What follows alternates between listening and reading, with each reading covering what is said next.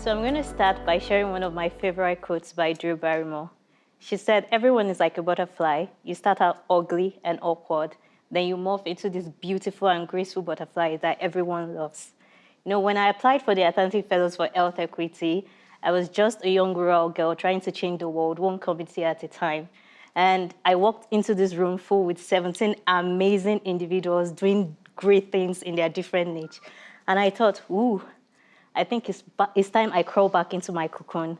Why did I say this? At this point, I had moved from being an egg into a larva, and I was waiting to morph into the beautiful butterflies. But as I walked into the room and I saw you all doing amazing things, I was overwhelmed with anxiety.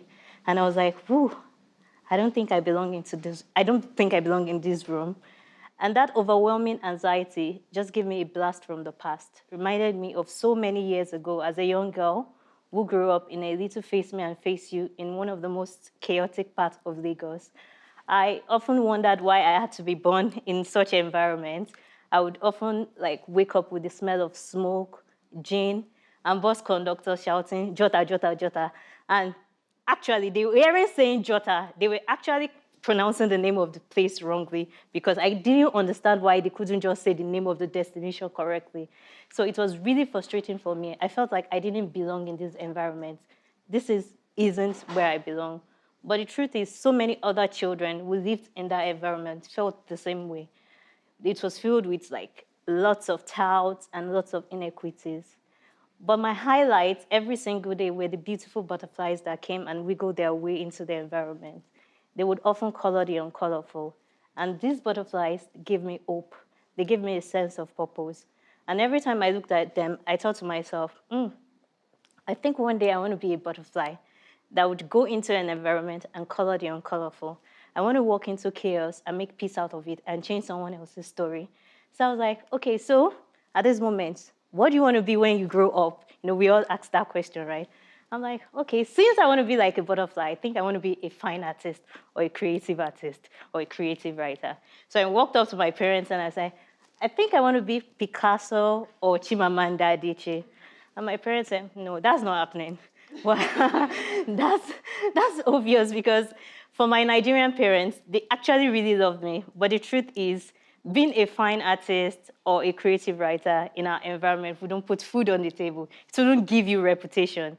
You know, you either had to be a doctor, a lawyer, or an engineer for you to be somebody. And the truth is, my parents wanted me to be somebody. I wanted to be somebody. I wanted to leave the slum and, you know, spread my wings and fly and achieve something. So I thought, how do I blend my love for art, science, passion, and impact, to change lives? How do I bring it all together? Since it's obvious that I'm not going to be a fine artist, so I had to do something. I actually really loved medicine, but I thought, if I had to be a doctor, that means I have to do a lot of reading.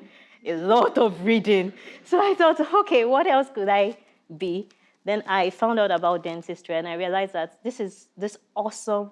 I could be a doctor, reputable, still design art, carve out people's teeth, and still impact life and alleviate people's pain. I was like, this is the perfect career for me. Actually, I thought being a dentist would mean I'll be a doctor with less work. But no, that isn't true. That's just outrageous because when I got to dental school, I realized that you were on your feet most of the time. And it was a lot of work and a lot of reading. Well, in the bid to be that person and emerge into the beautiful butterfly that I wanted to become, so I started to crave acceptance. I became that annoying girl, you know, the ones you have in class where that would do everything so the lecturer would give you more assignments. And, you know, people just became kind of frustrated with me, but much more, I had this inner turmoil inside of me. I wanted to be part of the in crowd. But the truth is, I soon found out that being part of the in crowd was overrated. It wasn't all that it was cut out to be. So I decided, I think I'm going to step back and just go into my group of one. And that was how I got the group of one badge that I wore so confidently. So fast forward some years later, I found myself in dental school, new culture, new environment. You know, my parents had took out loans, you know, made sure I had partial scholarship, exhausted their savings just to get me to be a doctor and be somebody. And I was in this new environment. It was good for me because I realized that finally the dream to impact life and to be somebody would finally come to pass. But I found myself as the only Black female in my class. I actually still wanted to be part of the in crowd, but I kept denying that, oh, it's okay, I'm fine in my group of one. But the truth is, I had lovely colleagues, I had lovely teachers. But as much as I tried to fit in, I realized that I actually didn't fit in. I was misunderstood because of my accent. I was judged because of my color. I would walk into a clinic and patients would not allow me to treat them because I had the wrong texture of hair. And it was just so sad. And every time I thought to myself, I really want to be somebody. I want to change lives. I want to impact people. I want to change my story. I've come from this slum, from all these inequities. And I feel like, okay, so I'm in this new culture where I can make everything really great. And I still find myself back to square one. So what did I do? I allowed fear to take the best of me, overwhelm me. And it was quite frustrating. I realized that instead of achieving things by myself, I allowed fear to make decisions for me, the choices I made. And I actually moved back from being an egg to actually being nothing. You know, people would stand up and speak up, but I would be the one at the back of the room just keeping quiet because I didn't know if I was going to be received well or if people would just like me. So, every single day, I would just look at myself and be like, you're not going to impact life. You're not going to change anybody's story by just sitting down and not doing anything. So I decided, okay, maybe I'll just go to YouTube and watch those motivational videos that tells you, you can be somebody, speak to yourself, you're beautiful and all that. Maybe it works for some people, but it never worked for me. Because the truth is, I would stand in front of the mirror and try to, practice these things. And as much as I tried to look at myself and say, you're beautiful, you can be somebody, the splitting image that came back to me was that of the old man at the bazaar that shouted Potmova Mava in Ukrainian, which meant ugly monkey. So every time I tried to reach this obstacle and achieve something, I felt like that image was what was placed before me. But the truth is, every single time I realized that those choices and those walls that I had put in front of myself were impeding me and were actually stopping me from being somebody. So I had to make a decision. I might look ugly, I might look awkward now, but I had to morph into something beautiful. And it starts by me discovering that I have to let go of the inner turmoil that was in me. And it was that moment that I had this epiphany, and I'm like, oh, I really don't need to crave for acceptance. All I needed was to change someone else's story. It could be a little child. It could be just a friend on the side of the road. So it doesn't matter if people like me or didn't like me. It just mattered that I followed my purpose and passion and what I was called to do. So I decided, I'm going to give my best, be the best at what I do, no matter what people looked like, what people saw me for. It doesn't matter if people judge me for my color or not. And that was how my journey to health equity began. And I realized that I made that decision that after dental school, I really didn't want to go into the clinic and just sit down every day. I wanted to change someone else's story, and it was beyond the clinic. And that's when I decided that I think I'm going to do something from community, something to reach out to people, mentor young ones. I want every child to move from that slum that I came from into this big picture and be able to realize their big dreams. So that was how I became that lover, that anxious lover, that came into that 6th floor conference room that day and saw 17 of you. So you can imagine.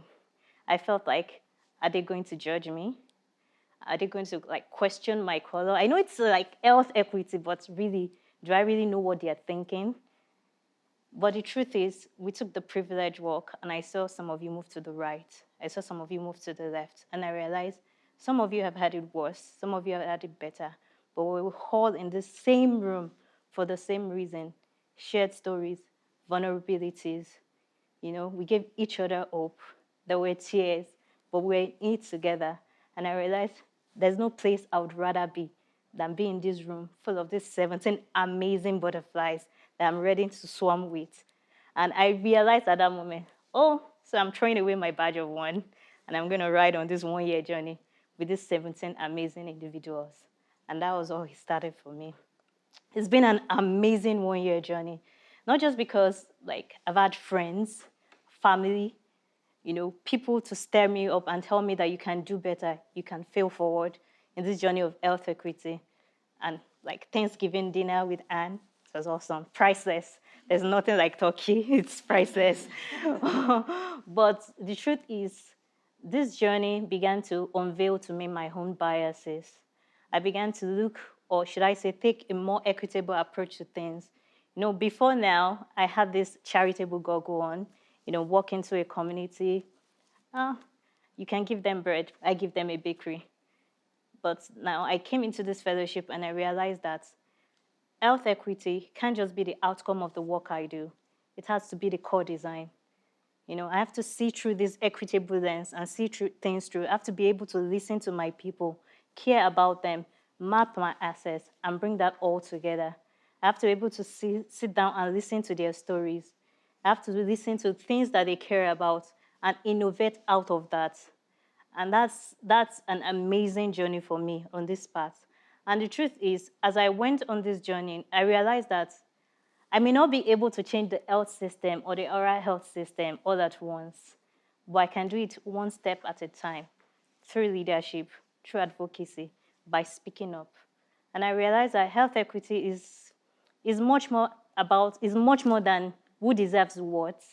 Like, it's about the people. It's about men, women, and the choices that they can make when things are done right.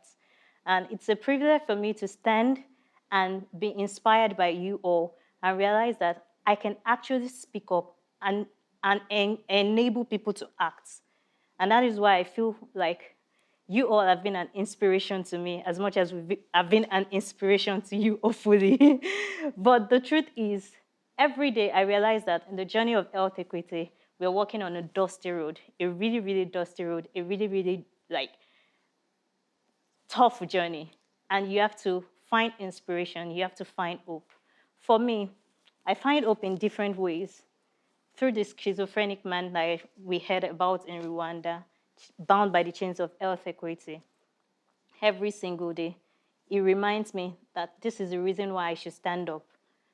I find inspiration by the stories of the many healthcare workers that walk different miles just to get their patients to have access to drugs, to take care of their kids. I find inspiration from that. I find inspiration from the many children I work with, from the 11-year-old girl that would probably lose her 4 molars because she can't afford $10 for dental care or $1 for a toothbrush. I find inspiration from that. I find inspiration knowing that when I stand up and do something about oral health by going into these undeserved communities, what happens is that I'm saving that one child from being part of the 30% of the children that will miss school one day just because they had dental pain. And I find inspiration because I realize that if I stand up today, that one child would eventually grow up to be somebody. But I realize that if I sit down and stop and quit on the way, just because the road is dusty and because health equity can be kind of challenging, what happens is that one day, sometime really soon, that one child can be my child. It can be your child. And would realize that there are so many potentials that are lost just because we didn't stand up and speak. So every time I think of this, why am I here? I realize that I'm here to enable people, to empower them to act, to distribute leadership, so that health equity can be an achievement for us all. Now, this is it. We are all amazing butterflies. Whether you're an artist, a designer, a field compliance officer, anything you are, or simply undecided, you have to realize that you are a butterfly charged with a responsibility to go into communities and change the status quo. We have been charged with a responsibility to disrupt things. We have been charged with a responsibility to walk into communities and break the barriers of inclusion and health inequities. The truth is, we are not normal. We have been called to a life to disrupt things. So if you're comfortable in being normal, and being like craving for acceptance, maybe you need to throw away the quote of health equity warrior. But the truth is, every day I'm challenged by the way you people move against the storms and do what you do. And that inspires me to be on this journey of health equity. You know, a wise man once said that health equity shouldn't be a question of money. It is a fundamental human right. And whatever place we find ourselves, it doesn't matter whether it's like you're an executive director, you're a CEO, like it doesn't matter whether you're an artist or whatever you do. Make sure that you're effecting a change. Make sure that you're speaking to ensure that every child has a seat on the table.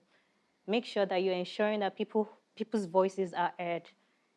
And it starts from that, through advocacy, through speaking up. I don't want to be the one inside of the restaurant while I watch others stand outside of the restaurant. I want to be the one like breaking down the walls, making sure everyone gets into the restaurant, everyone gets the kind of food they want, irrespective of their age, gender, status, or who they are. And that's what health equity is about. You know, people ask me this question. So what has changed about you since you started the fellowship? You would imagine they want answers like, say, are you now a millionaire, like a billionaire? Can you give us like $1,000 since you now go to like US or something? Oh, sorry to disappoint. No, that didn't change about me. But the truth is, I built a network that is much more than millions. A network that I one day look at and realize that I have changed the status of things in healthcare, whether oral health, because I had a great community of people. And the truth is, I realized that this fellowship changed me for me. It changed me for my community. It changed me for every child that I work with. And that's the amazing thing about the fellowship for me. It changed my whole view on health equity. You know, I came to this fellowship with a myopic view of what health equity is. I thought I was doing great. I was actually doing great. But the truth is, I was not where I wanted to be. Now, have I achieved everything? No, but I keep failing forward because that's what it's about. And the truth is, I want to urge you all, my fellow leaders, that you don't give up on this journey of health equity because along the way, there are things that would want to drag you down. It feels like systems are not working. But the truth is, that is why we're all standing. That's why we're all in this room achieving something. And the truth is, in 50 years to come, what do I want to see of myself? I still want to see that girl disrupting the atmosphere, coloring the uncolorful. You know, I want to move into not just a butterfly that swarms the area, but swarms with other butterflies to disrupt things. And that's why we're all in this journey together. We're all in this room together. So I want you to take responsibility. I want you to stand up tall, use your voice, speak for someone, and know that you're not alone. I'm here with you. Thank you.